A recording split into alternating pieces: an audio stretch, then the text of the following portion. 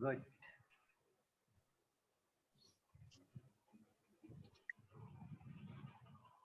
ख्याल से 38 से पिक कर लेते हैं। 38 से कर लो।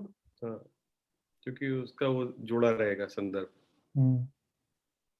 न हि ज्ञानेन सदृशं पवित्रमिह विद्यते तत्स्वयं योग संसिद्ध कालेनात्मनि विन्दति।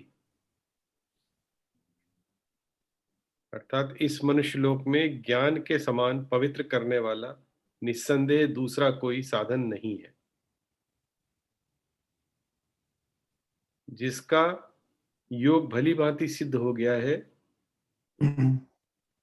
उस तत्व ज्ञान को अवश्य ही नहीं, वह इस तत्व ज्ञान को अवश्य ही अपने आप में पा लेता है ओवर द टाइम पीरियड।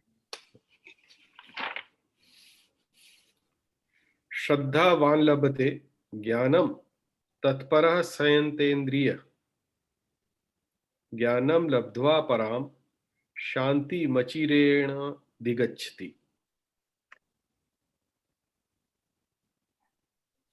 जितेंद्रिय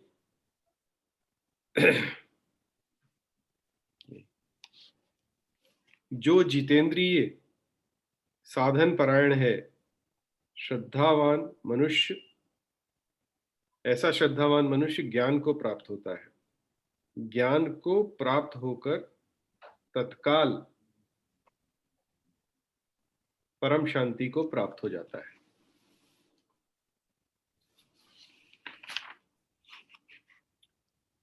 अजश्चा श्रद्धानश्च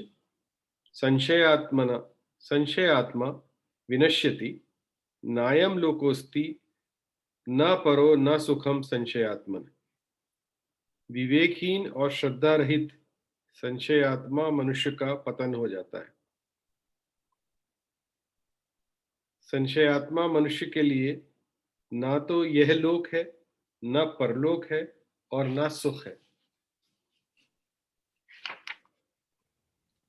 योग संन्यस्त कर्माणम ज्ञान सच्चिन्न संशयम आत्मवंतम न कर्माणि निबध्नन्ति धनंजय।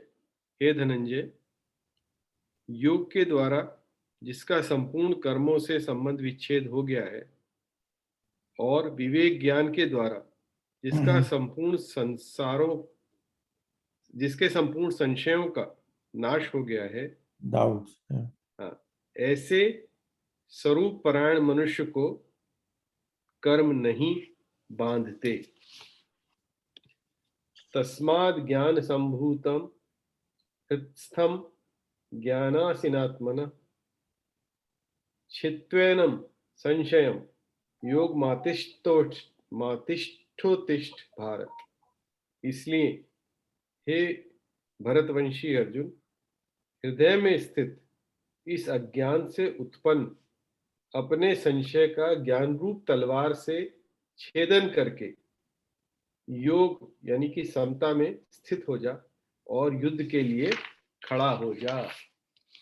उत्तिष्ठ।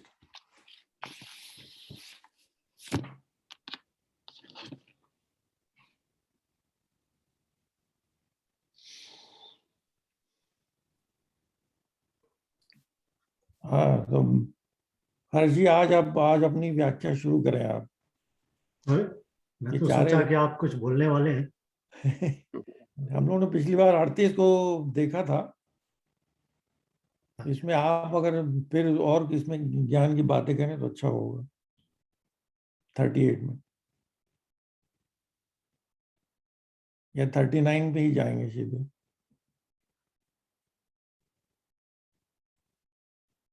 No, 38, 39।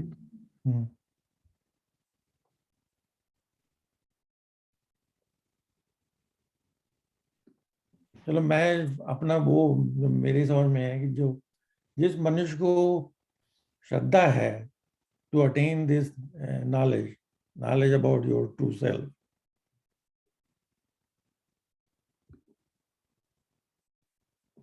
और वो अपने जो इंद्रियां हैं उनको कंट्रोल करके he attains that knowledge। and then through this process he reaches Brahman, जो supreme peace है.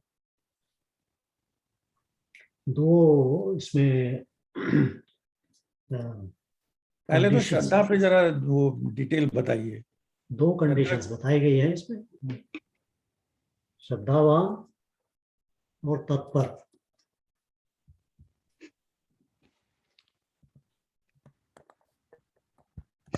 भाई पहली चीज तो यही है ना कि अगर आपको यही विश्वास नहीं कि इसके आगे कुछ है, तो आप उसके ज्ञान को आपके सामने भी आ भी जाएगा तो आप उसको छोड़ देंगे, आप उसको लेंगे नहीं. नॉर्मल साइकोलॉजी है, ह्यूमन साइकोलॉजी है कि जहां तक मैं जानता हूं वही सच है. उसके बाद की कोई बात उसके सामने आती है तो उसको ले नहीं सकता. तो उसको लेने के लिए उसको कुछ ना कुछ एक विंडो खोलनी पड़ती है. और वो विंडो जो है वो आध्यात्मिक ज्ञान के लिए उसको श्रद्धा बोलते हैं. वो श्रद्धा से खुलती है कि यहाँ पे मैं. दोनों मतलब है ना, हर डिवोशन एंड फेथ टुगेदर. हाँ, बट इसमें फेथ का ज्यादा वजन है. I have faith there is something more. Prabhat, आपने फेथ के अलावा दूसरा क्या बोला था? Devotion. I have faith that there is something more. And I have faith in that something, that something will reveal itself to me. Through knowledge, through whatever way, blessings. But that faith has to be there. अगर वो faith नहीं तो window खुलती नहीं. Window नहीं खुलेगी तो रोशनी आएगी नहीं. ब्लेसिंग भी आपके दरवाजे पे खड़खड़ाती रहेगी मगर दरवाजा नहीं खुलेगा. तो पहला ये आवश्यक है आध्यात्मिक ज्ञान के लिए, ये फेथ होना आवश्यक. आप देखिए कोई ऐसा इंस्टेंस है जिसके अंदर आपने विंडो खोल दी हो बिना फेथ के, आध्यात्मिक ज्ञान के लिए. भौतिक ज्ञान के लिए बात अलग हो जाती है, क्योंकि भौतिक ज्ञान जो है वो अंडरस्टैंडिंग पे बेस करता है सिर्फ. आध्यात्मिक ज्ञान अंडरस्टैंडिंग पे बेस नहीं करता. उसका बेस आध्यात्मिक ज्ञान का अंडरस्टैंडिंग नहीं है. अंडरस्टैंडिंग सिर्फ एक उसका छोटा सा स्टेप है. और एक्चुअली बिना अंडरस्टैंडिंग के भी आध्यात्मिक ज्ञान बहुत होता है. ऐसे बहुत हैं जिनको कोई अंडरस्टैंडिंग नहीं होती बट आध्यात्मिक उनको ज्ञान हो जाते हैं. वो अंडरस्टैंडिंग की आवश्यकता नहीं है उसके लिए.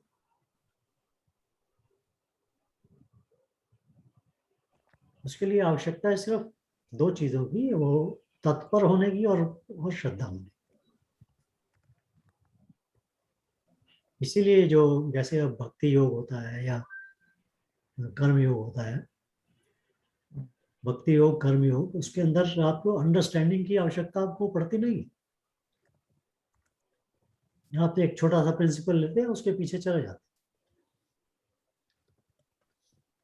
जब आपको वो ज्ञान हो जाता है तब सडनली आपकी अंडरस्टैंडिंग जो है वो इतनी ज्यादा हो जाती है कि लोग हैरान हो जाते हैं कि इसको कैसे इतने विजडम कैसे आ गई. इसने तो कोई मैथमेटिक्स पढ़ा नहीं, कोई कैलकुलस नहीं किया. हर्ष जी, आप जो श्रद्धा की बात कर रहे हैं, श्रद्धा, और उसी को फेथ बोल रहे हैं क्या?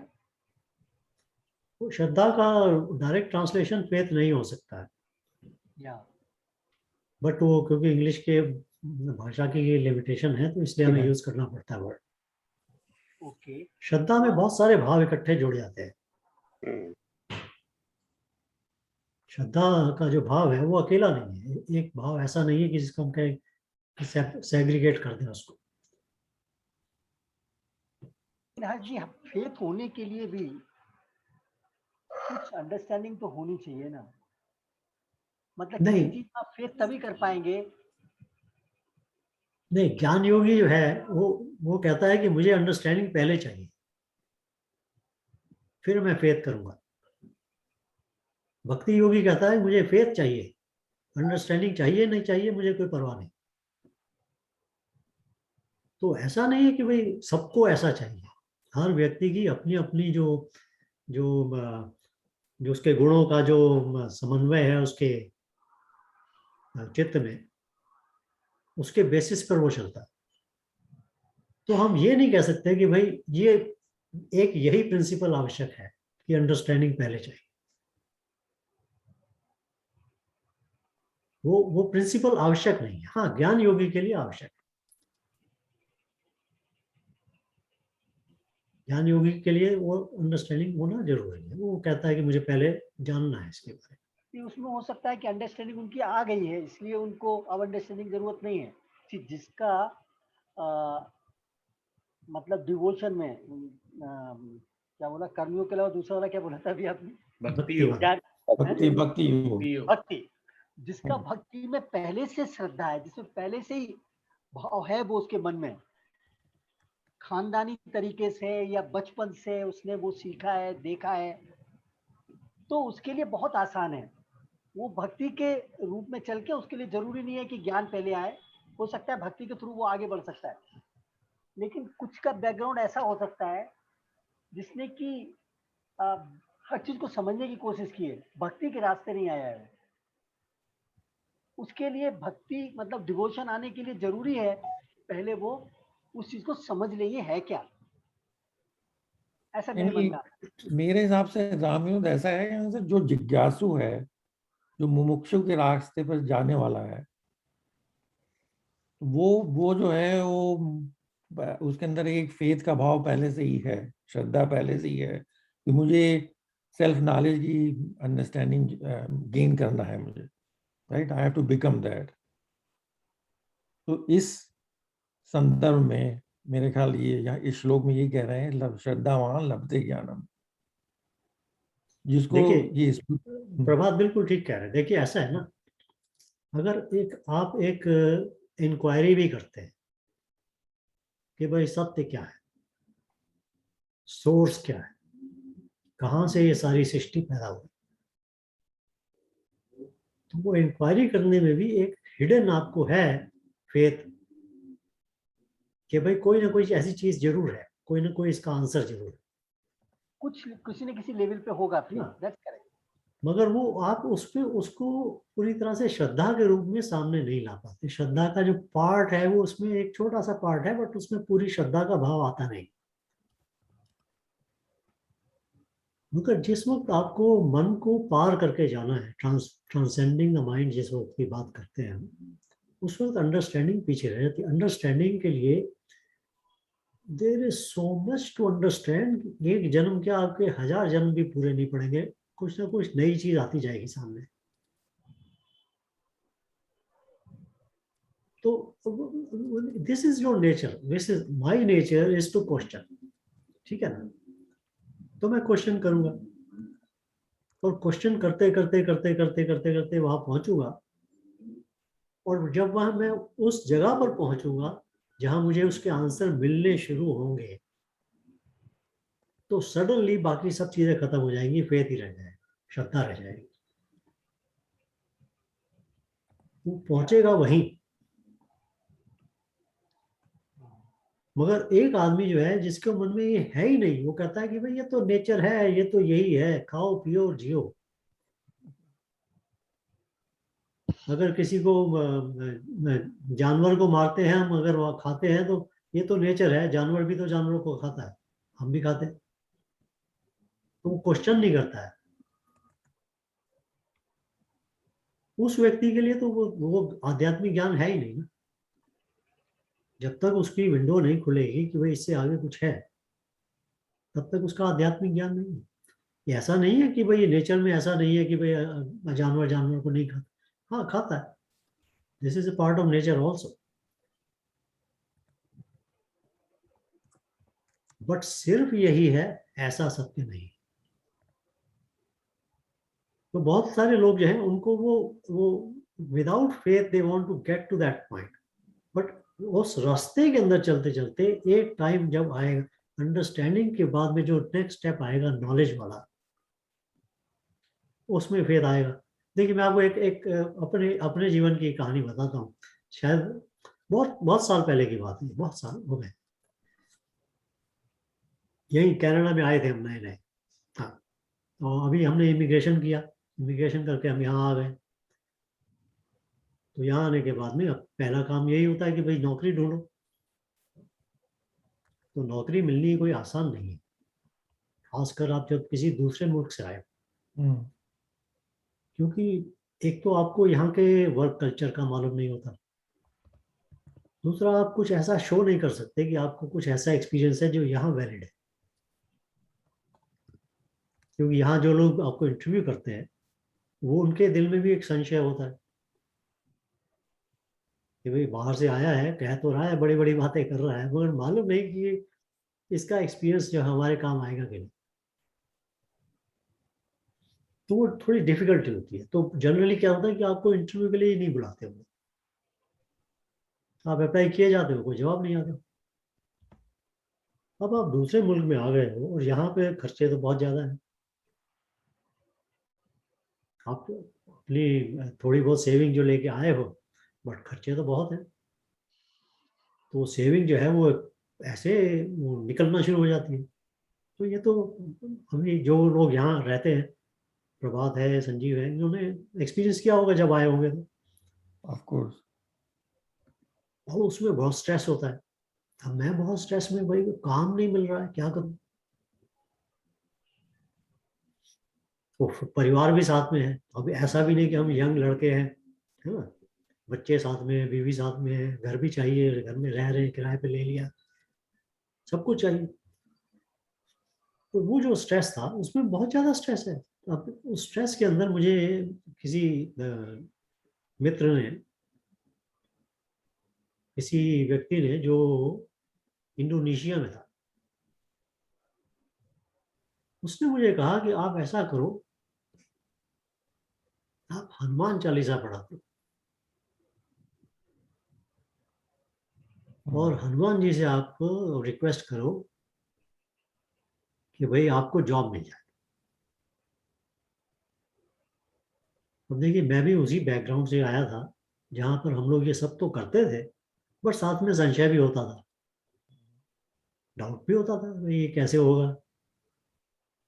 इतना कौन सा विश्वास रखते थे हम कि भाई हनुमान जी को बोलेंगे वो हमें जॉब दिला देंगे। एनीवे, उसने कहा ऐसे करो, मैंने किया, ठीक है। मैंने भाई अब मतलब कुछ जाने वाला तो नहीं इसमें, तो बैठ गया मैं, जिस तरह से उसने कहा था ऐसे करो, मैंने वैसे करना शुरू किया।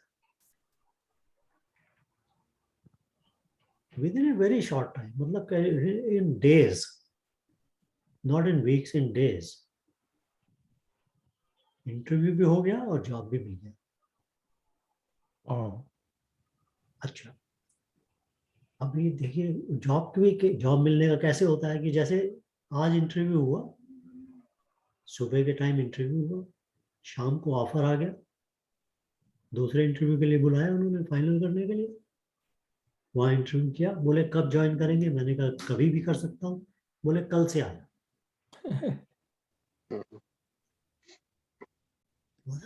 दिस इज सरप्राइजिंग कि कल से आ जाओ। अभी मैं भी बहुत वो सोच में पड़ा, मैंने कहा ये कैसे हुआ, आई डोंट नो।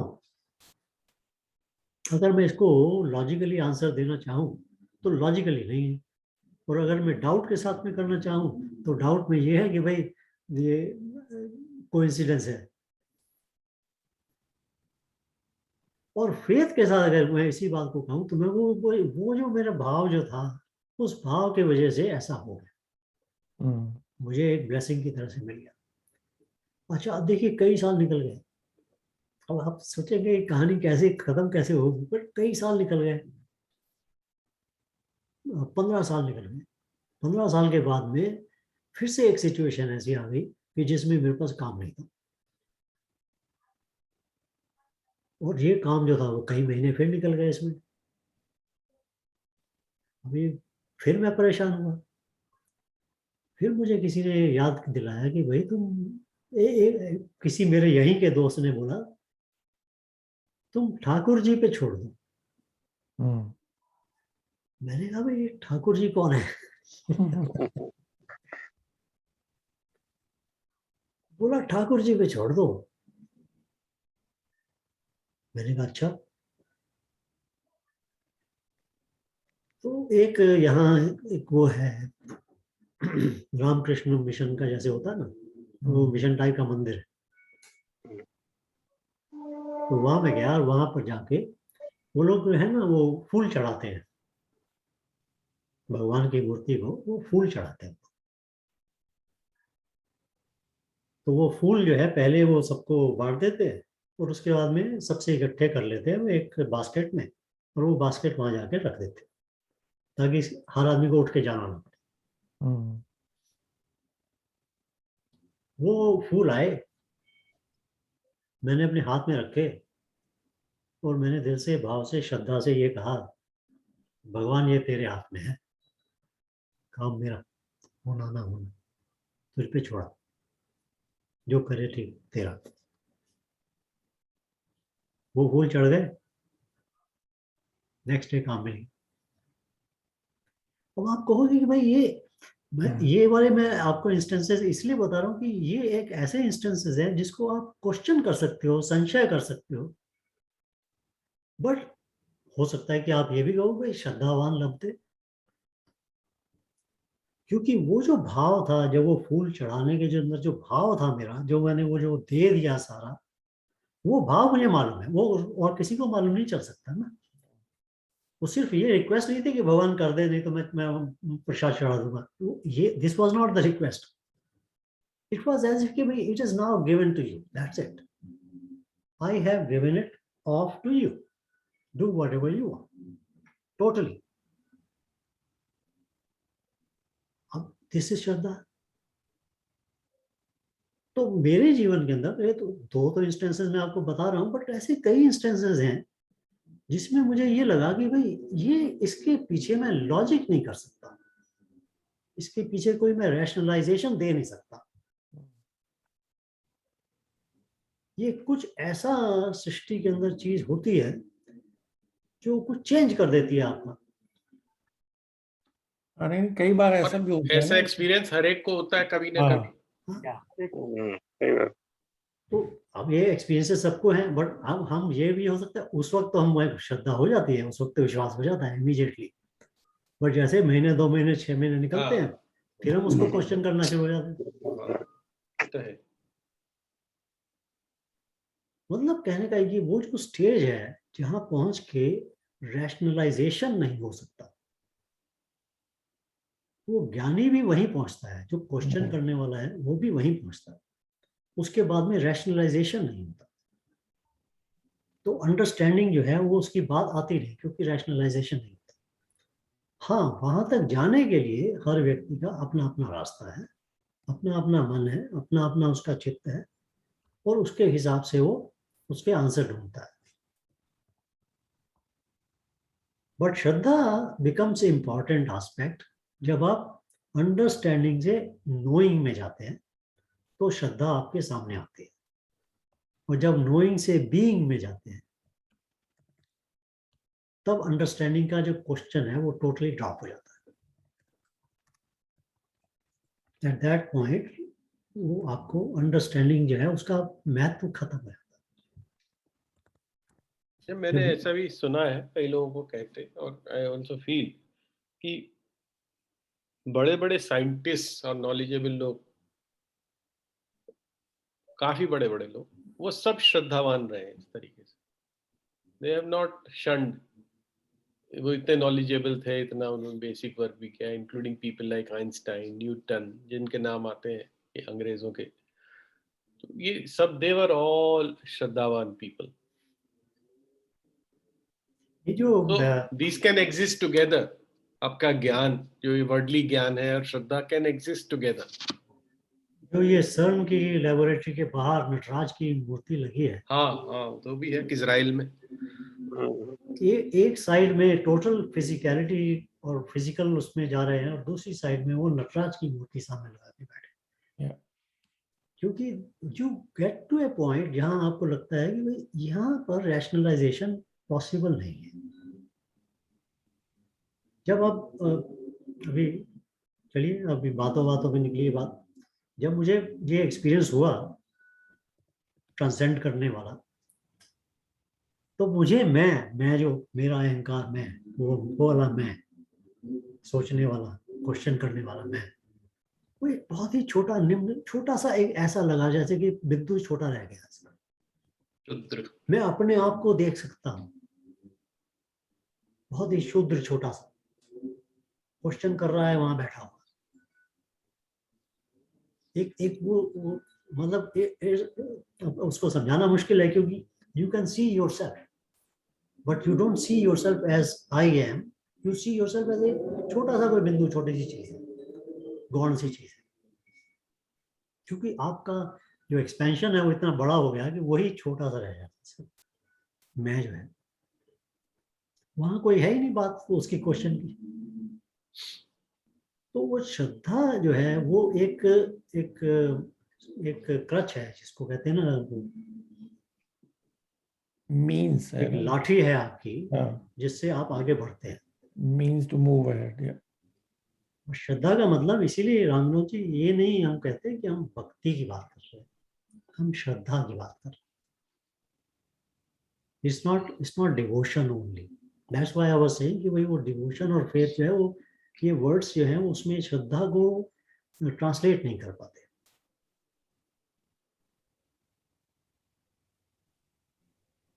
इसमें एक और भाव भी है ना श्रद्धा में कि I know less as a seeker. It's more of a you know more. ये तो श्रद्धा कहना में सबसे चीज बड़ी यही है कि आई को गौण कर दिया जाता है। आई निकल जाता है ना,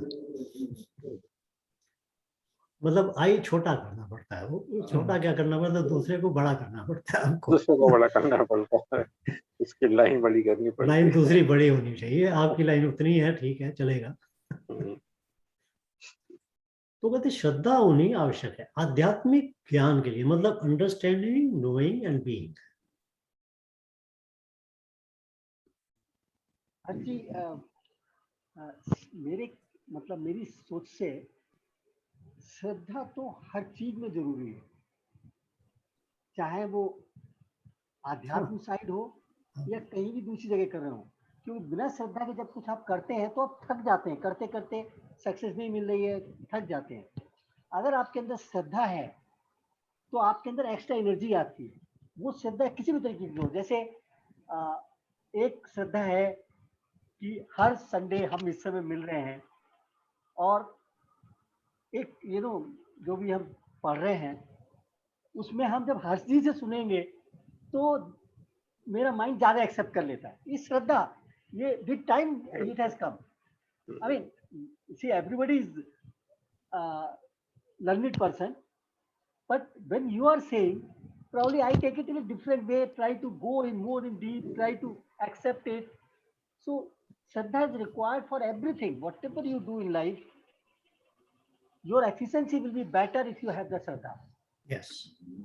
So that is a understanding, acceptable thing now कि भाई हाँ श्रद्धा तो होनी आवश्यक है, हाँ, क्योंकि अगर वो श्रद्धा नहीं है तो then you will just question and not do anything. Yeah. You are not going to do it.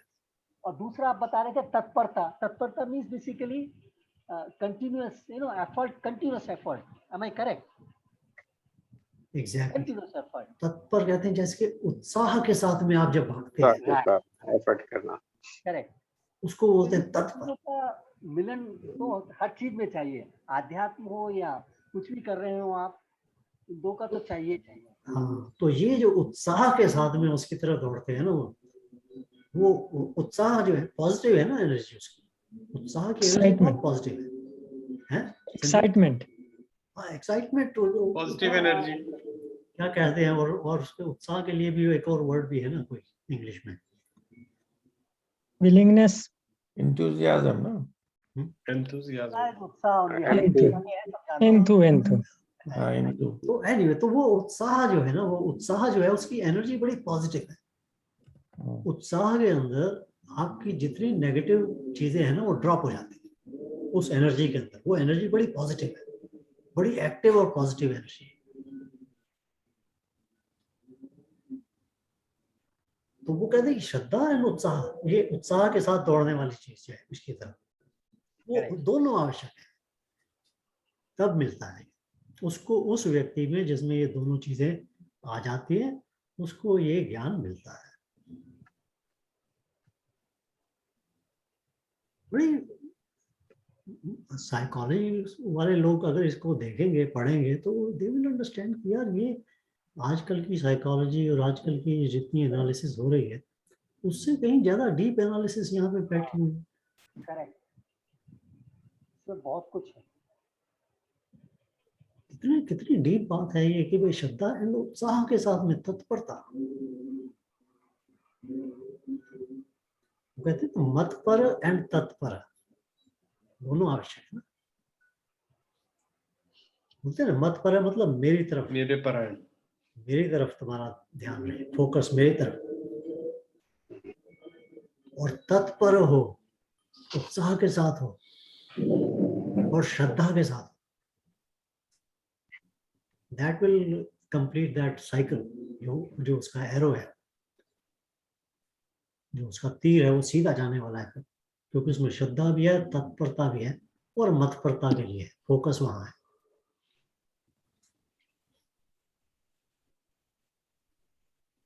ठीक है जी। सो मतलब हाँ सॉरी, मैं मेरे एक्सपीरियंस में लॉजिक और अंडरस्टैंडिंग की लिमिटेशंस है। they cannot explain everything what happens in the world. So जो श्रद्धा वाला पीस है, अगर आपको बिलीफ है, आपको ये अंडरस्टैंडिंग है कि ये ऐसा होगा, मैं करूँगा, so that can do lot more, it would help lot more than just हर चीज को लॉजिक से और उससे अंडरस्टैंडिंग से एक्सप्लेन करने की कोशिश करें।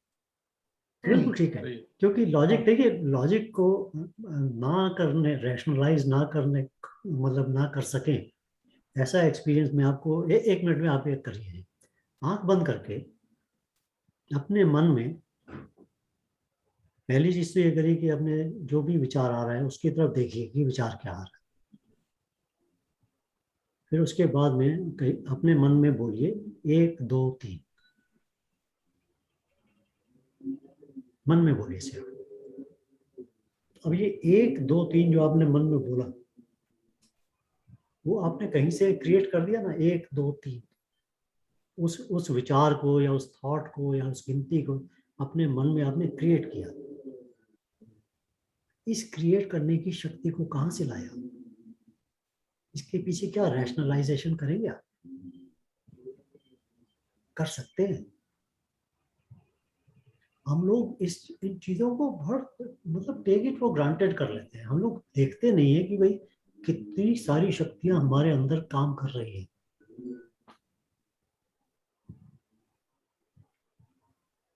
हाँ, तो ये बाद में बात कर, बैठिएगा किसी वक्त तो देखिएगा कि सिर्फ बैठ जाइए और मन में 1 2 3 करिए। जो 1 2 3 जहां से एक कहा आपने, उसकी तह पे जाने की कोशिश कीजिए और ये अपने आप से रैशनलाइज करने की कोशिश कीजिए या सोचिए, क्वेश्चन कीजिए कि ये शक्ति कहाँ से आ गई मेरे अंदर कि मैंने 1 वाले विचार को या 2 वाले विचार को पैदा कर दिया।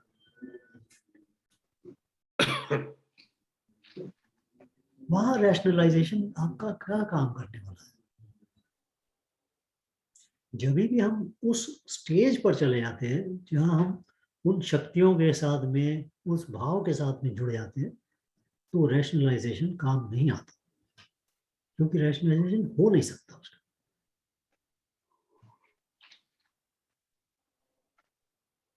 करके देखिएगा, एनीवे छोटा सा एक्सरसाइज है, किसी वक्त भी आप करके देख सकते हैं इसको।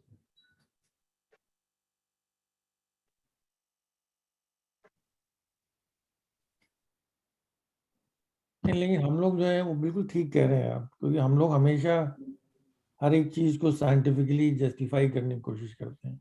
और ये एक ऐसी विद्या है जिसको आप लॉजिकली डिफाइन नहीं कर सकते। नथिंग रॉन्ग विद दैट, मतलब ठीक है, हाँ। This is a good thing to do, क्योंकि हमारे पास में वो बुद्धि नाम की चीज है जिसने ये करना है काम। It's okay. Then comes a time where all of this questioning goes away.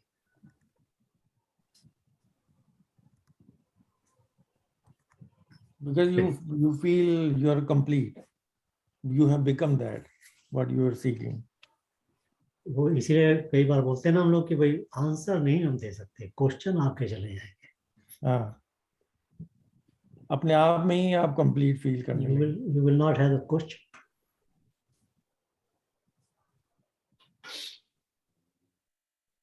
But logic and rationalisation का भी अपना रोल है. बिल्कुल है. बिल्कुल है. Detach and say that everything is only just miraculously something is happening. बिल्कुल ठीक है. One should not be. I am of that strong opinion. नहीं बिल्कुल ठीक कह रहे हैं आप. हम ये कभी भी नहीं कहेंगे कि आप क्वेश्चन ना कीजिए. हम कभी भी, हमारे तो शास्त्र कभी नहीं बोलते ये लोग कि क्वेश्चन ना कीजिए. मैं देखा हूँ ना गीता में इतनी तरह से प्रश्न किए गए हैं. अर्जुन के प्रश्न बहुत नॉर्मल प्रश्न हैं जो हम सब के प्रश्न हैं. हाँ, लॉजिकली इसको समझा रहे हैं. गीता तो है ही प्रश्न आंसर. या क्वेश्चन आंसर ही तो संवाद है. है, इसलिए संवाद कहते हैं. तो ये जो और साइंटिफिक अप्रोच है ऐसा नहीं है कि एब्सर्ड है. This is also very important. सारे जितने उपनिषद हैं सब में क्वेश्चन आंसर है. सबके अंदर क्वेश्चन आंसर है. क्वेश्चन आंसर से ही हमारा शास्त्र बना है. यहाँ तक कि एक उपनिषद है, उसका नाम ही प्रश्न उपनिषद है.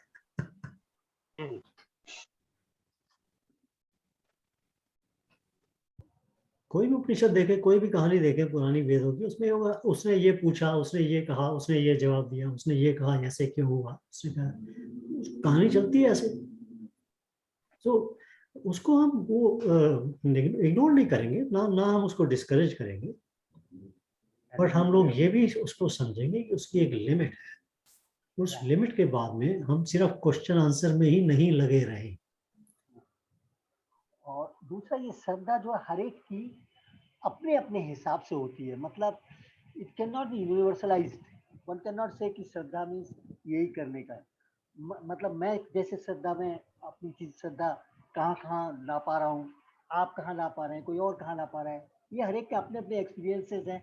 अब उसके बेसिस पे श्रद्धा आगे बढ़ती है. बिल्कुल ठीक. बिल्कुल, क्योंकि 3 गुण भी है ना हमारे अंदर, हर एक के अंदर. उनका क्या परसेंटेज है, that will determine the state of your mind. कितने विकार हैं उसके अंदर, कितनी लेवल की शुद्धि हो चुकी है. वो शुद्धि विकार का तो मेरी कुछ समझ में नहीं आया है. विकार क्या चीज होती है? वही संशय, डाउट, राइट. जो इग्नोरेंस है अबाउट ट्रू सेल्फ, वो किस लेवल की है. This is the one aspect. Adhyatma is the one aspect which we are trying to understand. But this is not the only thing. There are so many ways of looking. There are so many ways are there. So ये knowledge नहीं है that means और कोई knowledge की सब useless है, ऐसा नहीं है. सब नॉलेज भी इसके ही पार्ट हैं. अगर आप देखें कहीं ना कहीं दे ऑल आर कमिंग. इन गीता में सब कुछ मिलता है. हाँ, तो उस तरफ से भी माइंड बंद करने की जरूरत नहीं है. आज साइंस का ही ये डेवलपमेंट है कि हम इतने दूर बैठे और आज दूसरे से बात कर पा रहे हैं. ये कैसे हो रहा है? What is that thing which is allowing us to talk in this moment? No, that is a basic existence itself is something which we do not know. उसकी अंडरस्टैंडिंग इज ऑल जगह जगह हमने अपनी अपनी तरह से किया गया है. उसको समझने की हम कोशिश कर रहे हैं. नहीं, वो 38 में भगवान ने कहा है ना, जो 38 है, या उसमें कहते हैं ना, कालीन, over a period of time you will reach that stage. जैसे कि एंड आत्मा जो है वो अपने आप को सेल्फ रिवीलिंग आइटम तो अच्छा वर्ड नहीं है. जैसे क्लाउड जब चला जाता है देन सन अपीयर्स. सन कोई ऐसा नहीं सन नहीं था वहां. तो क्लाउड यहाँ पे इग्नोरेंस को सिग्निफाई कर रहा है हम लोगों के लिए. और किसी का क्लाउड बड़ा थिक है, किसी का थोड़ा लाइट है, किसी का बिल्कुल ही लाइट है. जैसे दिवाकर बिल्कुल लाइट रहता है हमेशा. Is it a compliment? Backhanded. हमने कहा थोड़ा हमने काफी कुछ सीरियस हो रहे थे तो हमने कहा थोड़ा गुड. जगाने भाई का अच्छा टॉपिक है ये जैसे मैं अपनी एग्जांपल दूं तो मैं वहां पर हूँ जहां नॉलेज है हमारे पास, but I have not become that, इसीलिए क्वेश्चंस आते रहते हैं। वही बात 38 में भगवान कह रहे हैं कि over a time period you will attain that. हाँ, तो इसमें 39 में जो कहा आपको, वो भी तो देखिए ना, ज्ञानम लब्ध्वा परम शांतिम अचिरेण अधिगच्छति। अचिरेण, अचिरेण, करेक्ट, फौरन फटाफट हो जाता है। Without delay. तत्काल। या चेर कहते हैं ना समय को, चेर नहीं लगता, देर जो डिले होती है, इमीडिएट। अचिरेण, विदाउट डिले। श्रद्धा और तत्परता है तो विदाउट हाँ, आप पहुंच देन जाएंगे। अचिरेण यू विल गेट इट। ये this is such a universal fact. श्रद्धा और तत्परता है तो किसी चीज में भी आप एग्जैक्टली, एग्जैक्टली। मतलब इवन लाइफ के अंदर भी हम लोग जब ये दो चीजें जोड़ के चलते हैं, then we achieve something, we gain something, we accomplish things. तो 38 में उन्होंने कहा था कि इन टाइम, बट 39 में ये दो कंडीशन के साथ बोल दिया उन्होंने, अचिरेण, तुरंत। तुरंत।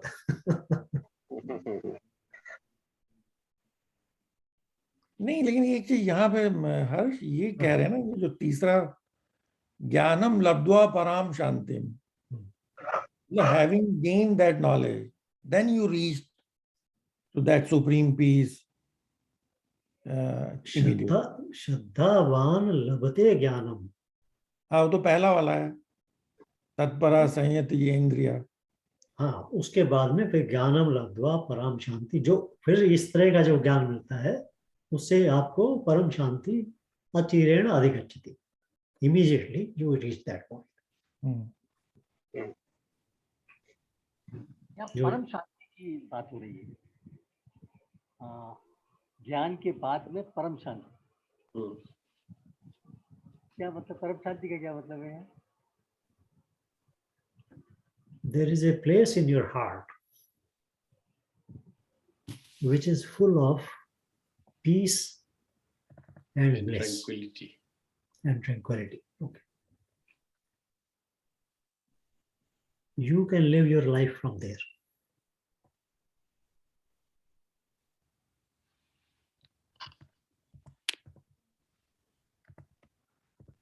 और वो जगह हमें सबको मालूम है। अगर आप अब ये बात मैं कर रहा हूं तो करते ही आपका ध्यान जा सकता है उस जगह के ऊपर जहां पर शांति और ब्लिस कहना चाहिए। ब्लिस ही क्या, ब्लिस को क्या कहते हैं हिंदी में भाई? आशीर्वाद। आनंद कहते हैं ना, सत्य चित आनंद। आनंदमय। तृप्ति भी हो गई ना, आनंदमय या तृप्ति हो गई। There is nothing more you can add to that once you reach that stage. जैसे सागर में बूंद डाला तो कुछ होने वाला नहीं है। Nothing more Santosh. important. Bliss you get number of times, or at different times you get bliss. Feeling of the bliss, no, it comes. ऐसा नहीं है कि उसके बाद अब कुछ नहीं बचा। अरे भाई, आपका एक मित्र आपके सामने आया, बहुत जमाने के बाद मिला, आप बड़े खुश हो गए उसको देख के, आनंद हो गया, आनंद ही आनंद आ गया। अब क्वेश्चन ये है कि मित्र के आने से आनंद जो आपको आया, वो आनंद तो आपके अंदर ही था, उससे आप बाहर आ गया। मित्र ने आपको कोई ऐसे वो लिफाफे में भर के आनंद नहीं दिया कि आपने उसको अपने अंदर डाल दिया। उसके आने से आपने अपने अंदर के आनंद को ट्रिगर कर दिया किसी तरह से, वो ट्रिगर होने से वो आनंद आपका बाहर आ गया। तो आनंद वो हमेशा आपके अंदर ही है, सिर्फ उसको ट्रिगर हम नहीं करते, हम दबा देते हैं उसको।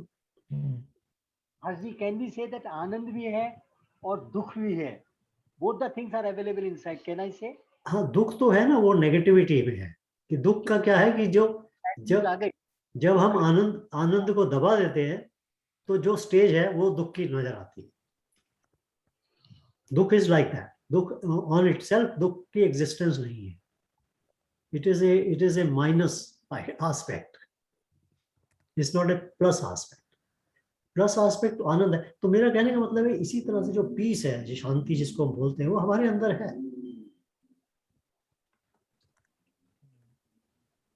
अब ये हमारी स्किल के ऊपर डिपेंड करता है कि हम उसको कितनी क्विकली उसको इन्वोक कर सकते हैं, इसको ट्रिगर कैसे कर सकते हैं। और मन जो है वो तो भगा के ले जाता है हमको। हमारी शांति क्यों जाती है या हमारा आनंद क्यों जाता है? मन हमें भगा के ले जाता है। तो इसलिए हमें वो भी स्टेज पे पहुंचना आवश्यक है जब हम अपने आप को अपने मन से अलग कर सकें। तो मन से अलग करने के लिए फिर हमें ये जो डिस्टेंस है between me and my desire, between me and my thought, ये हमें हमें मालूम चलना चाहिए। We should know it the difference. उसके लिए मेडिटेशन जब हम करते हैं तो अपने विचार को मैं देख सकता हूं, मैं विचार नहीं हूं, ये अनुभव, ये अनुभूति।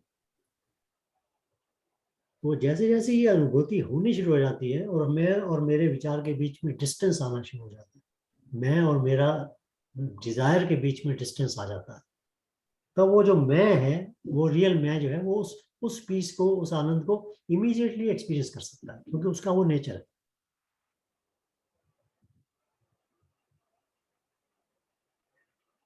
बट वहां तक पहुंचने के लिए रास्ते के अंदर हमको हमारा मन हमें दौड़ा के ले जाता है। जब मन दौड़ा ले जाता है तो फिर सुख भी है और दुख भी है। और मैं इसी उसमें डाउट में बैठा रहता हूँ कि मैं खुश हूँ और मैं दुखी हूँ। मैं खुश हूँ ये होते हुए भी मैं उस शांति, उस पीस के स्टेज को कनेक्ट करके रख सकता हूँ अपने आप। मैं दुखी हूँ तब भी मैं उस शांति की स्टेज को कनेक्ट करके रह सकता हूँ। या ये पॉसिबल है कि इर्रेस्पेक्टिव ऑफ आउटकम्स और व्हाटएवर इज हैपनिंग, आप प्रसन्न चित्त रहें। ऐसे लोग होते हैं और ऐसा पॉसिबल है। मतलब मैं महसूस करता हूँ कि in due course of time no I am improving. मतलब कुछ होता है, कुछ हाँ ठीक है, इट्स ओके। मतलब it doesn't affect to that as much what used to do earlier. ऐसी फीलिंग तो हो सकती है। तो मतलब ऐसा नहीं कि आपको आपकी पिटाई हो रही है और आप हंस रहे हैं, ऐसा Right. नहीं होने वाला है। Right. आपको पिटाई हो रही है, आप उसके लिए रो भी रहे हैं, आपको चोट भी लग रही है, दर्द भी हो रही है, फिर भी आप अंदर से आपको मालूम है कि आप अनटच्ड हैं। मेरी पिटाई नहीं हो रही है, जो बड़ा आई है। वो जो रोते हुए भी आप शांति रख सकते हैं ना, वो जो स्टेज है ना, वो बड़ी मजेदार स्टेज है।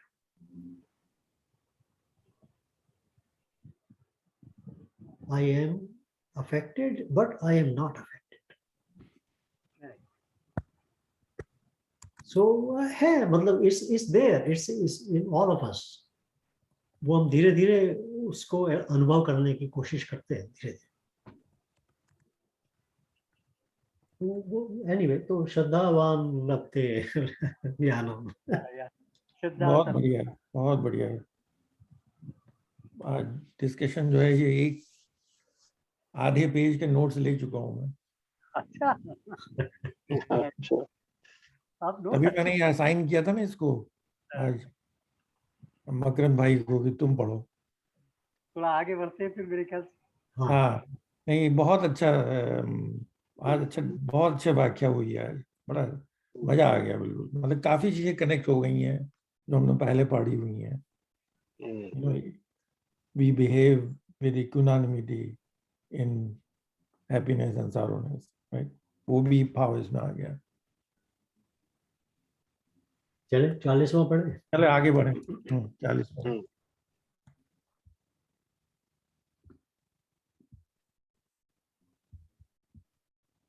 हाँ मकरंद, एक बार फिर से पढ़ो। अज्ञश्चाश्रद्धानश्च संशयात्मा विनश्यति, नायम लोकोस्ति न परो न सुखम संशयात्मना। अर्थात विवेकहीन और श्रद्धा रहित संशयात्मा मनुष्य का पतन हो जाता है। हाँ, ऐसे संशयात्मा मनुष्य के लिए ना तो यह लोक हितकारी है, ना परलोक हितकारी है, और ना सुख ही है। बहुत स्ट्रॉन्ग स्टेटमेंट है। बहुत ज्यादा। मतलब जहां पे भी शंका का भाव उत्पन्न हो गया, वो विनाश के पथ पर चलना शुरू कर देता है। विवेकहीन भी। हाँ, विवेकहीन भी है। और श्रद्धा रहित संशय, वो संशय, वो डाउट जो विवेकहीन है और श्रद्धा रहित है। हाँ, मतलब टोटल इग्नोरेंट है ना अबाउट द ट्रू सेल्फ। जिसमें ना तो विवेक है, यानी कि ना तो ज्ञान आपने नाम की कोई चीज है, और ना श्रद्धा ही है। दोनों ही चीजें माइनस हो गई। दोनों चीज मिसिंग है। और तो सिर्फ आप ऐस- डाउट कर रहे हैं, संशय कर रहे हैं बस। कहते हैं ना कि अपनी अकल नहीं है, हमारा दूसरे की मानता नहीं है।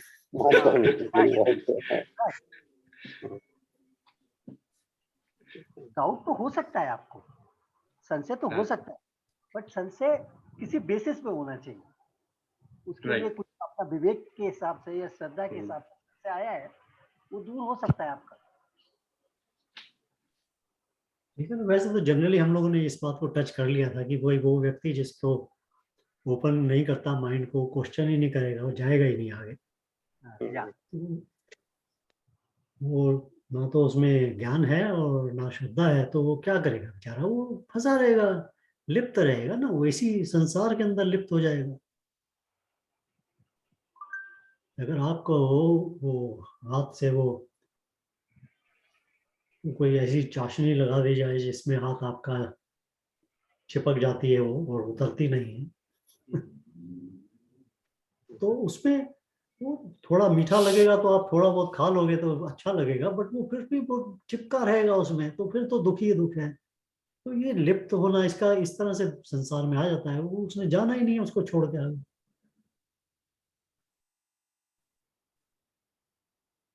तो इस लोक में भी और परलोक में भी उसको सुख और शांति मिलने वाली है नहीं। बट मतलब just not from the perspective of Adhyatma, even for the perspective of the normal life. जब तक थोड़ा बहुत विवेक, थोड़ा बहुत ज्ञान नहीं होगा, तो उसमें भी वो बेचारा फंसा ही रहेगा उसमें। कई बार ऐसा भी हो जाता है कि भाई कहते हैं ना कि भाई I wanted to be happy but life came in the वे।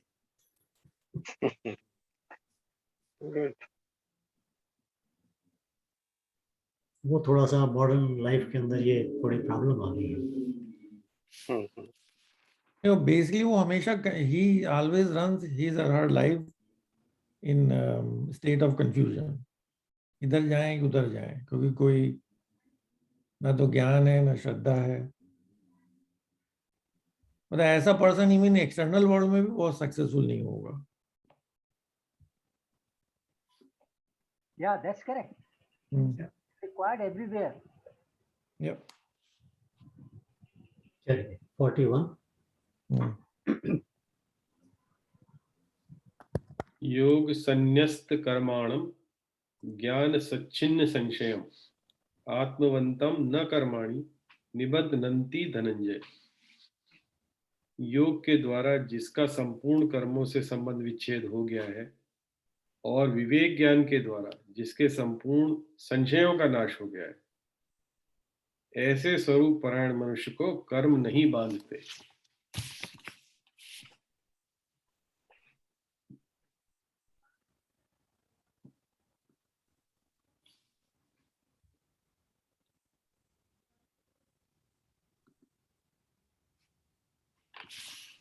और ये कर्म नहीं बांधते का क्या मतलब है? कर्म बंधन तो बहुत बड़ी चीज है ना।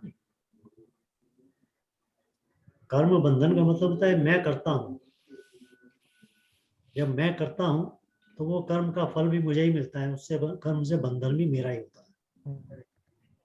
ओनर ऑफ द एक्शन नहीं है when we reach to that stage। हम लोगों ने पहले बात की थी ना, एक्शन, इनएक्शन एंड अनएक्शन। संन्यास की बात है ना। संन्यास की बात तो काफी आएगी, आगे भी आएगी एक चैप्टर में। अर्जुन एक्चुअली पूछेगा, डायरेक्टली पूछेगा कि भाई ये संन्यास होता क्या। तो उसकी डेफिनेशन क्या आएगी?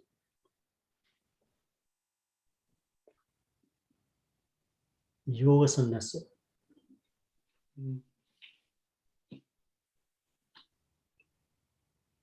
ने अपने सारे संशयों का नाश कर दिया है।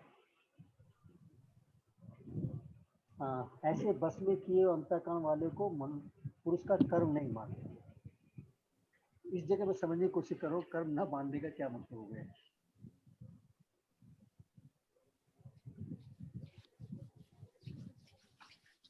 वैसे तो ये बात आपके उसमें आपके एरिया में ही है, जो आप जिस तरह से आप बात करते हैं।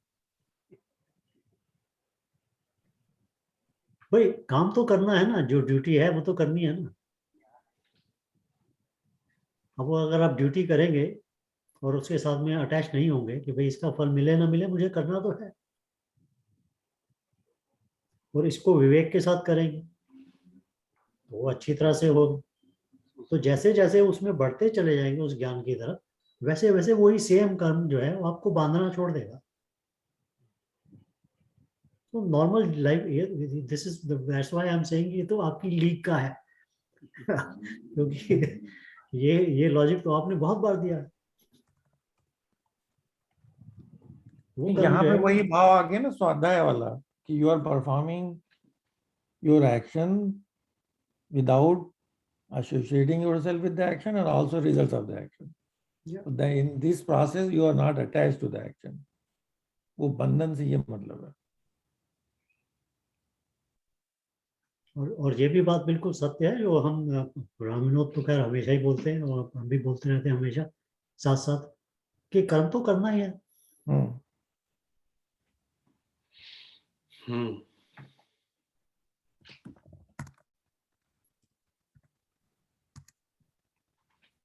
तो वही कर्म जो है वो करना ही है, बट उसको किस भाव से करना है, किस तरह से करना है, उससे डिपेंड करेगा कि वो कर्म आपको बंधन में डालेगा कि नहीं डालेगा। या मैं बंधन का मतलब ऐसे ले सकता हूँ कि वो आपको डिस्टर्ब करेगा या नहीं करेगा। बंधन actually is more than that. बंधन आपके एक जीवन से दूसरे जीवन तक जाता है।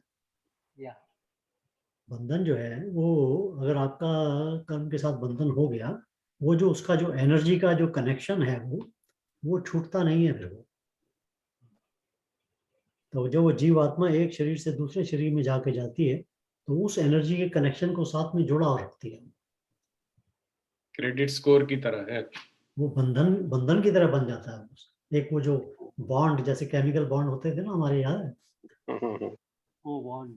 Covalent bond, Bondage. You're free from the bondage. Bondage हो जाती है उसकी। You're free from the bondage with the actions. And that bondage stays not only in this life, it goes into the further lives, because until that bondage is broken, it will continue to, वो जो पतंग है ना, पतंग की तरह धागा बंधा हुआ है, जितनी मर्जी ऊपर चली जाए वो धागा तो बंधा है। उसका इफेक्ट जो है बंधन है जन्मों का। हो सकता है। ओके, कर्म का बंधन। हाँ, कर्म बंधन से मतलब यही होता है, मतलब not only in this life, वो जो नॉर्मल है, but even for your next life, जो आपकी जर्नी ऑफ द सोल है, उसके अंदर वो कर्म बंधन पकड़ के रखता है आपको।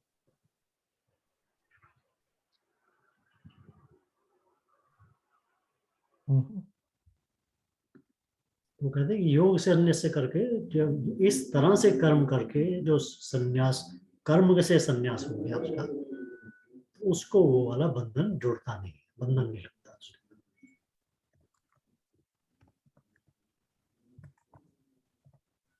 जैसे वो सन्यासी, दो सन्यासी नदी पार कर रहे थे, किसने ये कहानी तो मकरंद ने भेजी होगी कभी। अब वो जो अपने आप को गिनना भूल जाता है। एक आदमी, एक वहां पे कोई खूबसूरत सी स्त्री थी, अच्छा। उसको भी पार जाना था, तो एक सन्यासी ने उसको उठा लिया और वो नदी से पार करा दिया और वहां उसको उतार दिया, और वो अपने चले गए, ये दोनों अपने चले गए। और वो दूसरा जो था वो उसको सारे रास्ते यही सोचता रहा कि ये तो इसने नदी के इस तरफ से स्त्री को उठा के ले आया है। तो उसने उससे पूछ लिया, तो वो बोला भाई मैं तो उसको छोड़ गया वहां, वहीं का वहीं छोड़ दिया मैंने, तू साथ में लिए चला जा रहा। और तू अपना साथ में लिए चला रहा, तूने बंधन बना लिया अपने लिए। कैसा बता?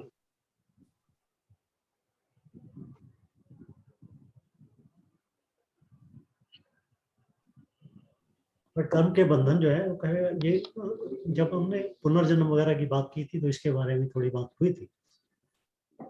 कर्म बंधन जो है वो इस लाइफ के अलावा भी चलता है।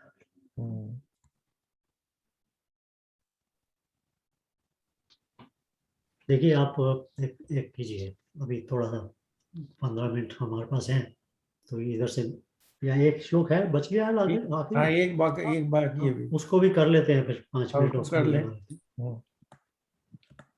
तस्मात् ज्ञान संभूतम तत्स्थम ज्ञानासिनात्मन चित्त्वैनम संशयम योग मातिष्ठोतिष्ठ भारत। इसलिए हे भरतवंशी अर्जुन, हृदय में स्थित इस अज्ञान से उत्पन्न अपने संशय का ज्ञान रूप तलवार से छेदन करके योग में स्थित हो जा और युद्ध के लिए खड़ा हो जा। देखिए 41 में उसको बोला धनंजय,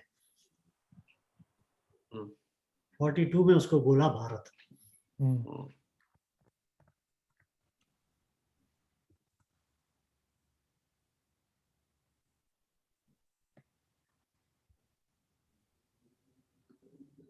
है कि नहीं?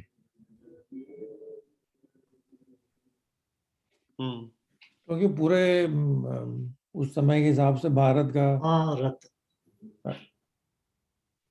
जो आभा में रथ होता है, जो ज्ञान में रथ हो जाता है। उससे पहले क्या था, जब तक वो ज्ञान में नहीं आया था तब तक वो था धनंजय, तब तक वो फिजिकल वर्ल्ड के अंदर था। बट जब वो स्टेज आ जाएगी जिसमें कर्म को योग से संन्यास ले लिया जाएगा, जब श्रद्धा और तत्परता साथ में हो जाएगी, अब वो ज्ञानी हो गया, अब वो भारत हो गया। भारत का मतलब यहाँ भरत वंश का नहीं है, भारत का मतलब है वो जो उस आभा उस ज्ञान में रत हो गया, इस्टेब्लिश हो गया। तो उस ज्ञान में रत होकर के तुम उठो और काम करो। अब देखिए ना, अभी उससे पहले कह रहे थे कि ज्ञान तब होगा वगैरह वगैरह वगैरह, अब कह रहे इस ज्ञान में रत होकर, या जो तुम रत हो गए हो उसमें उठ के काम करो। Now you work like this. इसलिए यहाँ वर्ड यूज किया उन्होंने भारत। बुक में जो है वो भरतवंशी लिखा है उसको। ज्यादातर वो ये सब जगह ट्रांसलेशन यही है। कॉन्टेक्स्ट के हिसाब से उसको समझना पड़ता है ना, मगर जब हम उस भारत को इस तरह से समझते हैं तो इस श्लोक से हमें मतलब भी समझ में बिल्कुल आना शुरू हो जाता है कि हाँ, अब आप ये स्टेज जब आ गई, अब आप ज्ञानवान भी हो गए, योग से संन्यास भी हो गया कर्म का, तो अब आप भारत हो गए। And now when you will work, you will उत्तिष्ठ बोलते हैं ना उसको, उठो। Now you are not going to get up like Arjun, you are going to get up like Bharat. यानी तो that's why अगर मतलब ये छोटी छोटी बड़ी बड़ी डीप इसके अंदर वो बड़ी वो मतलब वो इसके मीनिंग है। जब उसका मीनिंग आप ठीक ट्रांसलेट कर लेते हैं ना, तो इमीडिएटली उस श्लोक का भाव समझ में आना शुरू हो जाता है, उस श्लोक का भाव भी बदल जाता है, उसको पता लग जाता है कि हाँ अरे ये कॉन्टेक्स्ट क्या है। You are a traveler when you are in the journey, but when you reach your destination, you are no more a traveler. Now you have arrived. So भगवान ने यहाँ बड़े सटल तरीके से बताया कि यहाँ इस तरह से जब काम करोगे तब वो वाला भारत, वो वाला अर्जुन, वो वाला उठो, वो ज्ञान वाला। दोबारा से अर्जुन बन के मत उठ जाओ, दोबारा से लिप्त होके मत उठ जाओ, दोबारा से धनंजय बन के मत उठ जाओ, अब भारत बन के उठो।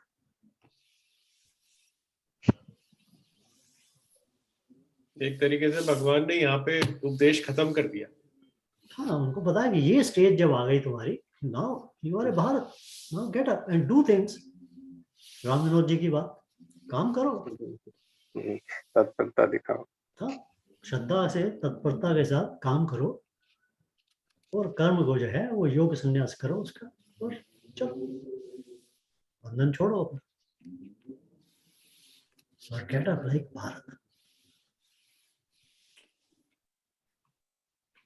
तो भाई फिर प्रश्न पूछ लेगा। अरे साहब, ये मतलब वो तो ये भगवत गीता की ये खूबी जो है, ये it is unbelievable, it is amazing.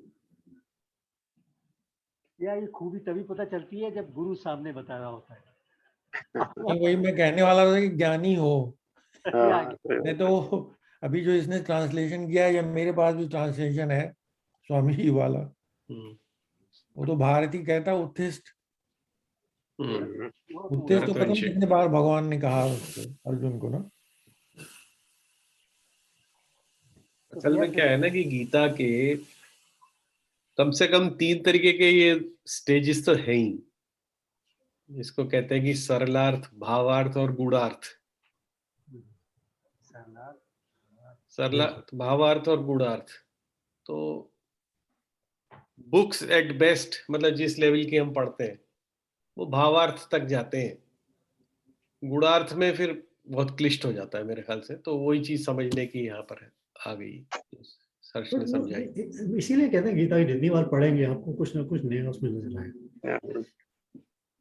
But कुछ चीजें ऐसी हैं कि जब एक बार समझ में आनी शुरू हो जाती है, नजर आनी शुरू हो जाती है, तो आपका विजन चेंज हो जाता है, आपके उसके जो परसेप्शन है उसका वो चेंज हो जाता है। नेक्स्ट टाइम आप उसको जब पढ़ेंगे तो आपको इमीडिएटली मालूम चल जाएगा इसका भाव क्या है, इसके पीछे भाव क्या है। वो एक बार वो समझ में आता है तब उसका ज्ञान होना समझ में आता है। बट यू राइट, कई बार पढ़नी पड़ती है।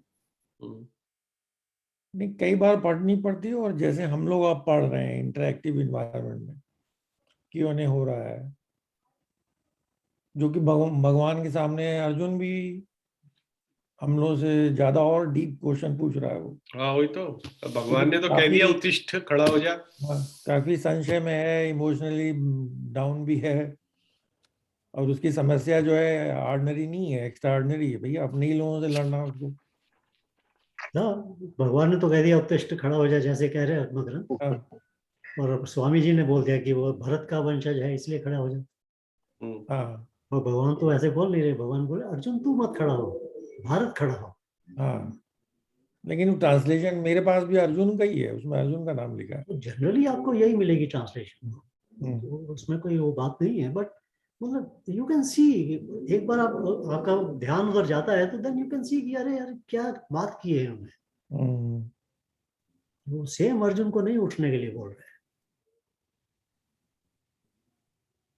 हालांकि अभी वो सेम है, लेकिन ये भी देखना पड़ेगा कि क्लाउड कितना थिक है उसका, कि वो बार बार वही क्वेश्चन पूछता है। वो जाएगा, वो तो कोई बात 18 नहीं। चैप्टर तक लग गए भगवान देखो वो तो कोई बात नहीं है। अब हम वो उन्होंने 18 चैप्टर में उसने एकदम से वो थोड़ी वो बन जाएगा, ले गया ना, एक बात पे उसको ले गए। बट जो भगवान की तरफ से जो बात है वो बात ये है कि भाई तुम, you are not the same Arjun जो पहले चैप्टर में थे।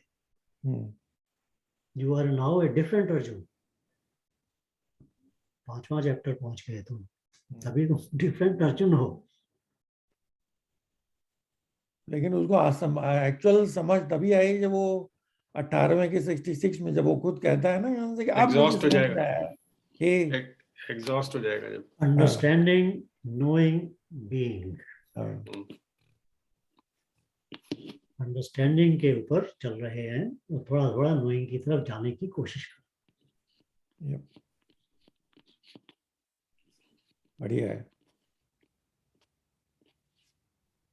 तो हम लोग जो है ये अब समाप्त हो गया, तो पांचवा एक बार पढ़ के वो हम लोग वो कर क्या बोलते हैं उसको, जो जब समाप्त करते हैं तो वो भागवत हाँ। गीता के एक श्लोक और पढ़ते हैं ना, हाँ आप बिल्कुल ही को बिल्कुल। पता होगा। पढ़े ओम पढ़िए पढ़िए। तत्सदिति। हाँ आपका है ना ओम- आपके पास में। ओम तत्सदिति। हाँ श्रीमद् भगवद गीता सूपनिषत्सु आत्मविद्यायां योग शास्त्रे श्री कृष्ण अर्जुन संवादे ज्ञान कर्म संन्यास योगो नाम चतुर्थो अध्याय। Very good. ओम तत्सत इति मतलब ये खत्म होता है ये। और इसमें नाम क्या दिया है? ज्ञान कर्म योग। नहीं अर्जुन भगवान संवादे रहे जो ज्ञान कर्म संवाद योग हम्म, संन्यास। ज्ञान कर्म संन्यास। हाँ, कर्म का संन्यास ज्ञान से कैसे?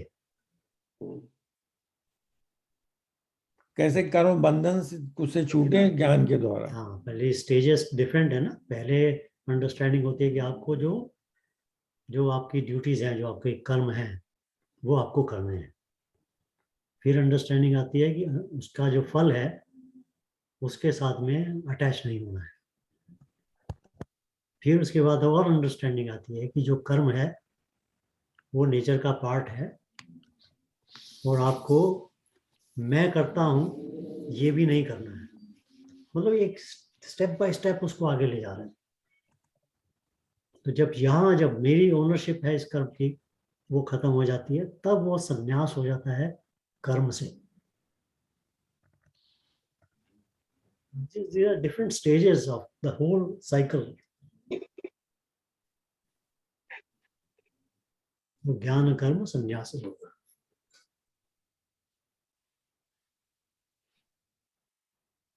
बट ऑब्वियसली अर्जुन थोड़ी खत्म होने वाले इसकी बातें हो, आगे और पूछने वाला। क्या है पांचवे का पहला क्या है? अर्जुन उवाच संन्यासं कर्मणां कृष्ण पुनर्योगं च शंससि यच्छेत्योरेकं तन्मे ब्रूहि सुनिश्चितम्। अर्थात हे कृष्ण, आप कर्मों का स्वरूप से त्याग करने और फिर कर्मयोग की प्रशंसा करते हैं। अतः इन दोनों साधनों में जो एक निश्चित रूप से कल्याणकारक हो उसको मेरे लिए बताइए। Which is better of the two? Yoga एक बेटर है? एक ही उसमें आपने दोनों बातें कर दी। हम्म, कर्म का संन्यास भी कर दिया, स्वरूप से त्याग भी कर दो, और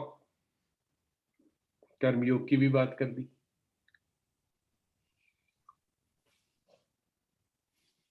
विनोद आपकी आवाज आनी बंद हो गई। अभी भी नहीं आ रही। अब आई। हाँ भाई। हाँ भाई। हाँ मेरे ख्याल से आप थोड़ा सा मेडिटेशन की बात कर लें। हाँ मैं आपको थोड़ा सा एक नया वो बता रहा था। तो वो it's not really meditation, but it is A meditation also in A way. But hopefully last time आपको थोड़ी सी दो हफ्ते पहले शायद हमने बात की थी, वो ये प्राण की लीकेज ग्रो। लीक वाली। हाँ, लीकेज वाली। स्टॉप द लीकेज भैया। चलिए, तो आज आपको मैं एक नई एक्सरसाइज देता हूँ, आप उसको करते रहिएगा। This is not a meditation as such, but it is a good exercise प्राण प्राण की तरफ के लिए। ठीक है, तो जो अपना एक हाथ जो है वो जैसे जो हार्ट होता है यहाँ पे टच कर लीजिए, लेफ्ट हैंड सेंटर में, not on the heart side but centre, heart चक्र जिसको बोलते हैं। ठीक है, और जो दूसरा हाथ है आपका, इसको आपको हवा में चलाना है, धीरे से धीरे धीरे धीरे धीरे। वो कहीं एक जगह आपको ऐसी लगेगी जहां वो लगेगा कोई रेजिस्टेंस है, आप लगा, ऑलरेडी लगा मुझे। वहां रुक जाइए और वहां तब तक रुके रहिए जब तक वो रेजिस्टेंस जो है वो मेल्ट नहीं हो जाता। आपको फील हो जाएगा कि वो मेल्ट हो गया।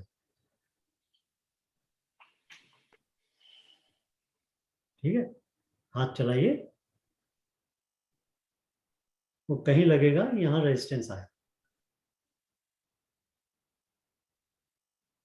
वहां रुक जाइए।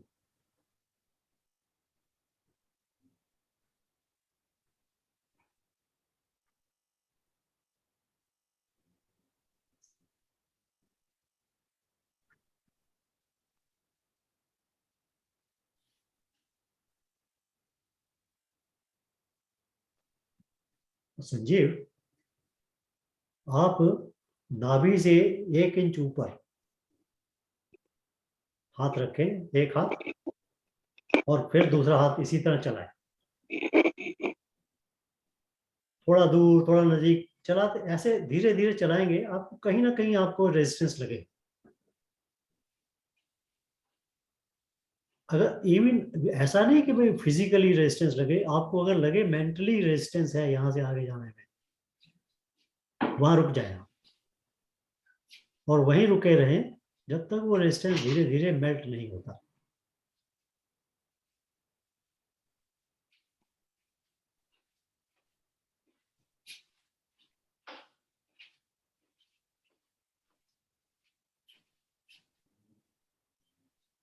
एंड ये ऐसा भी कुछ नहीं है कि भाई ये हाथ जो है सिर्फ यहीं जाएगा, नीचे ऊपर इधर उधर कहीं भी जा सकता है। Multi action. जहां आपका माइंड ले जाए उसको ले जाने दीजिए। सिर्फ ट्राई टू फाइंड वो पॉइंट जहां जहां रेजिस्टेंस होता है।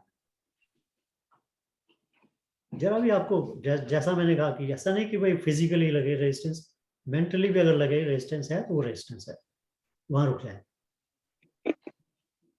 वहां रुके रहे, और ऐसे जैसे उंगली से टच कर रहे हैं उस जगह को, रेजिस्टेंस को, तो वो धीरे धीरे मेल्ट होएगी।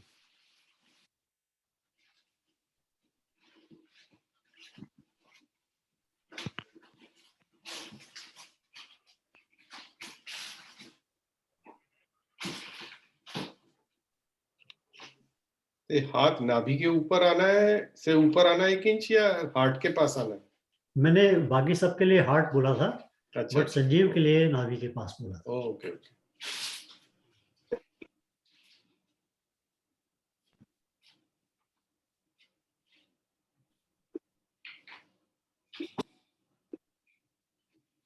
ठीक है, ये आपके लिए एक्सरसाइज है, ये आपको हर हर रोजाना 10 मिनट करना है। Very good.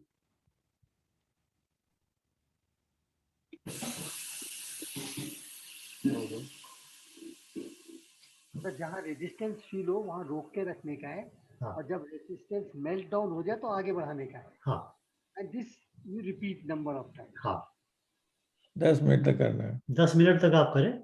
1 पॉइंट मिले, 2 पॉइंट मिले, 5 मिले, कोई बात नहीं, जितने मिले ना मिले कोई बात नहीं। क्या है इसका सिग्निफिकेंस, क्या बताइए? ये आप कीजिए, ये एक बहुत ही बड़ी एक्सरसाइज है ये। आपके प्राण के अंदर जितने विकार हैं उनको दूर करने के लिए ये बहुत बड़ी एक्सरसाइज है। इट इज, मतलब मैं ये कह सकता हूँ, it is a major exercise. Morning क्या नाम है इस क्रिया का? हम ये तो ऐसा कुछ संशय, किया नहीं। अब ये हाँ, संशय आ रहा है, isn't हाँ it? बोलिए बोलिए।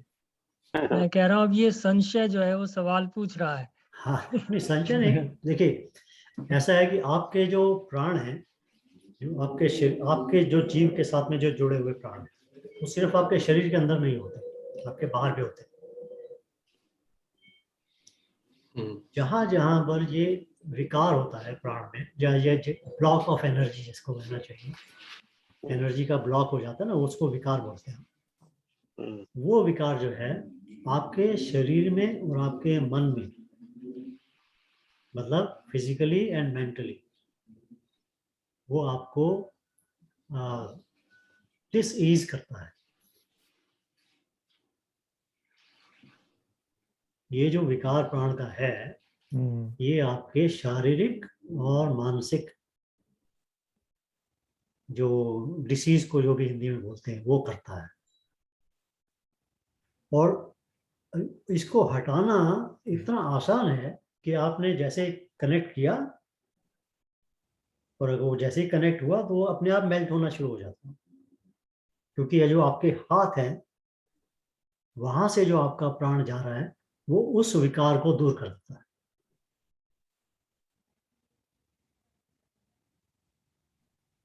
इस एक्सरसाइज को आप करिए और आप देखिए करने के बाद में अगर आपको इस तरह के पॉइंट मिलते हैं जहां आपका वो रेजिस्टेंस लगता है। एंड जैसा मैंने कहा, रेजिस्टेंस को ऐसे मत सोचिए कि फिजिकली ही होना चाहिए, मेंटली भी लगे कि हाँ रेजिस्टेंस है, उस वहीं रुक जाइए।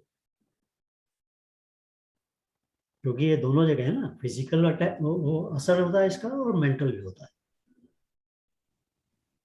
तो क्योंकि ये दोनों जगह है तो रेजिस्टेंस आपको लगेगा, रेजिस्टेंस जहां लगे वहां रुक जाइए। जैसे ही वो विकार मेल्ट होगा, आपकी जो प्राण है उसका फ्लो बेटर हो जाएगा। बेटर हो जाएगा। हाँ। और जैसे ही प्राण का फ्लो बेटर होगा, आपको मानसिकता से और भौतिकता से दोनों से आराम मिलेगा। और इसका इसका जो प्रूफ ऑफ पुडिंग है वो यही है कि आपको उसमें आराम मिलना शुरू हो जाता है। नहीं, हम लोगों ने पहले भी एक बात की थी ना हर्ष, वो जो फूक मार मार के जो है अपनी जो कोई फिंगर कट हो गई या कुछ हो गया या आँख में कुछ चला गया, तो हम लोगों की माँ जो है वो अपने आंचल से ऐसे करके यूं करती तो थी मारते थे। और वो वाकई ठीक हो जाता था। तो उसमें ठीक वो है, तो प्राण शक्ति। ये एक बहुत अच्छी एक्सरसाइज है। इसको आप जितना करेंगे उतना अच्छा है। पहले आप अपने ऊपर ट्राई कीजिए, उसके बाद में आप किसी और के ऊपर भी कर सकते हैं। उसके कंधे पे हाथ रखें और ऐसे देखें उसके आगे, तो उसका दूसरे किसी व्यक्ति का भी आप प्राण जो है वो क्लीन कर सकते हैं। बट पहले अपने ऊपर ट्राई कीजिए। प्राणी, ठीक है, उसमें प्राणिक हीलिंग में आता है क्या? प्राण शुद्धि। प्राणिक हीलिंग तो मतलब वर्ड तो कोई भी कह सकते हैं आप, बट ये एक डिफरेंट टेक्निक है प्राण की, जो नॉर्मली हीलिंग में नहीं सिखाते हैं। तो ये रेकी से रिलेटेड है या अलग चीज नहीं, है? रेकी से नहीं है रिलेटेड। प्राण की एनर्जी से ही प्राण के अंदर जो ब्लॉकेज है उसको रिमूव कर रहे हैं अपनी प्राण शक्ति से। रेकी जो है ना, ये रेकी जो है एक्चुअली क्या है कि प्राण की जैसे अगर वाइब्रेशन होती है तो डिफरेंट रेंजेस होती है ना, तो रेकी जो है एक पर्टिकुलर रेंज में काम करती है। तो ये जो इस तरह की जो एक्सरसाइजेज हैं ये आपकी उस रेंज को काफी बड़ा कर देती है। जितना ज्यादा आप उसमें स्किलफुल होते जाएंगे, तो पहले शुरू में क्या होगा कि बड़े बड़े रेजिस्टेंस नजर आते हैं, फिर बाद में धीरे धीरे छोटे छोटे भी नजर आने शुरू हो जाएंगे। तो ये जितना स्किल आपकी होती जाएगी उतना ज्यादा आप वाइब्रेशन की जो फ्रीक्वेंसीज हैं उनको आप अटैक कर सकते हैं इससे। Hand should be stretched, full stretched, or it should be near. Not necessary, it can be very close to you, it can be very far from you. ठीक है, क्योंकि आपके पास जगह बहुत है। जो आपके जो पर्सनल प्राण हैं वो आपके बहुत दूर दूर तक जाते हैं। तो जैसे जैसे आपका जो चक्रास खुलते जाते हैं ना, जब हम ये जो जो गीता पढ़ रहे हैं, बातें कर रहे हैं, इनसे आपके चक्रास खुल रहे हैं ऑटोमेटिकली। तो वैसे वैसे आपका जो जिसको ऑरा बोलते हैं वो एक्सपैंड होता जाता है। तो डोंट वरी अबाउट इट। जैसे ही माइंड करेगा कि यहाँ जाना है तो वहां जाओ, आपका मन आपको बता देगा कि यहाँ जाना है, यहाँ जाना है, यहाँ जाना है, यहाँ जाना है। Just trust yourself. And of course ये कोई इन्वेजिव नहीं है, there is no medicine you are taking, there is nothing. वो इसमें ऐसा कुछ है नहीं कि कुछ नुकसान हो सकता है, ऐसा कुछ है नहीं।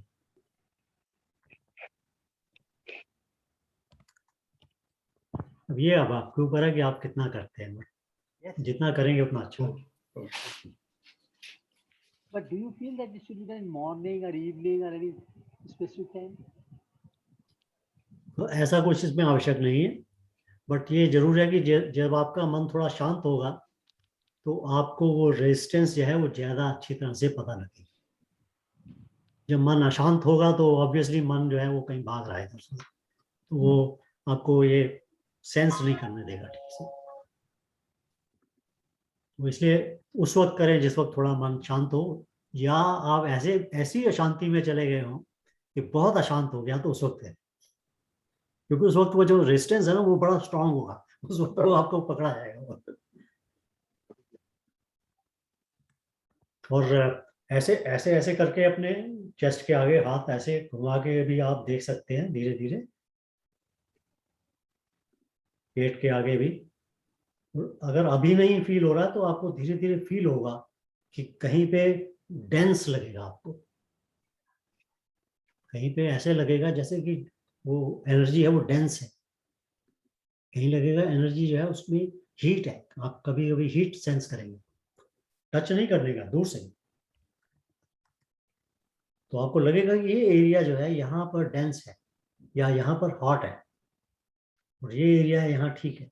तो जहाँ हॉट है वहां पे आप ऐसे हाथ को घुमाएं, जैसे कि आप एनर्जी की मसाज कर रहे हैं। So this is your self massage of the prana, and that will help again both on the physical as well as on the mental side.